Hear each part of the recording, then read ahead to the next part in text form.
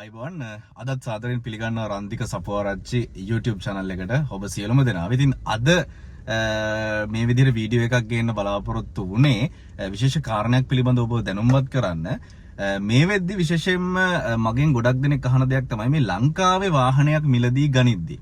ඒ කියන්නේ ජපානයෙන් directly LC එකක් open කරලා වාහනයක් ඉම්පෝර්ට් කරගන්නවා හැර ගොඩක් අය මේ වෙද්දි මං හිතන්නේ ලංකාවේ සේල් වලින් වාහන මිලදී ගන්නවා. ඉතින් මේ සේල් එකකින් හෝ ලංකාවට මේ වෙද්දි ගෙන්වා අවසන් වෙච්ච වාහනයක් මිලදී ගැනීමේදී කොහොමද අපි ඔක්ෂන් රිපෝට් එක බලන්නේ? එහෙම නැත්නම් මේකේ ඔක්ෂන් ග්‍රේඩ් එක මොකක්ද? ජපානයේ හිස්ටරි එක මොකක්ද මේ වාහනේ කියන කාරණය පිළිබඳව දැනුම්වත් වෙන්න අවැසි අය ගොඩක් පහුගිය කාලය පුරාවට මට කතා කරා. ඇත්තටම කියන්න සතුටුයි මේ වෙද්දි ඔන්න හැකියාවක් තිබෙනවා.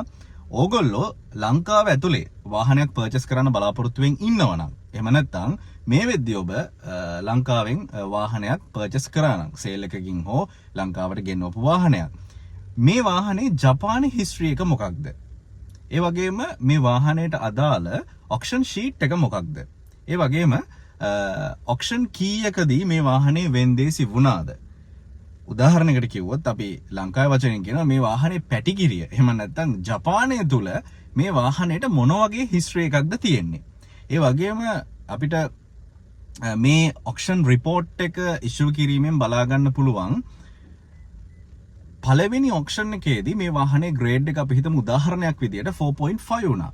හැබැයි දෙවෙනි ඔක්ෂන් එකේදී මේකේ ඔක්ෂන් ග්‍රේඩ් එක ඔක්ෂන් ග්‍රේඩ් 5 බවට පත් වෙලා තියෙනවා. ඒ කියන්නේ 0.5ක්. එහෙම නැත්නම් ඊළඟ ඔක්ෂන් ග්‍රේඩ් එකට අප්ග්‍රේඩ් කළා තමයි ෆයිනලි මේ වාහනේ ලංකාවට යද්දී එක්ස්පෝර්ට් වෙලා තියෙන්නේ. ඒ වගේම තමයි මේ වාහනේ ජපානයෙන් ලබාගත් ඔක්ෂන් එකේදී යෙන් කීයටද අලෙවි වුණේ? මෙන්න මේ පිළිබඳවත් ඔබට විස්තර ලබා ගැනීමේ හැකියාව තිබෙනවා. ඉතින් ඒ සඳහා මගේ WhatsApp අංකය මම හිතන්නේ YouTube channel එක පරීක්ෂා කරොත් ලබා ගන්න පුළුවන්. ඉතින් ඒ ඔස්සේ ඔබට හැකියාව තිබෙනවා මට WhatsApp ඔස්සේ පණිවිඩයක් යොමු කරලා මේ ඔක්ෂන් රිපෝට් එක ලබා ගැනීමට ඔන්න ඔබට දැන් හැකියාව තිබෙනවා. හැබැයි මේකට යම් ආකාරයක අයකිරීමක් සිදු කරන්නට වෙනවා. ඉතින් ඒ අනුව තමයි ඔබට ඔබේ ලබා ගැනීමට බලාපොරොත්තු වෙන හෝ ඔබ මේ වෙද්දි මිලදීගෙන අවසන් කරපු වාහනේ ඔක්ෂන් හිස්ටරි එක කියන්න හැකියාව ලැබෙන්නේ. ඉතින් මේ කාරණයක් මතක් කරන ගමන්ම සඳහන් කරන්නට ඕනි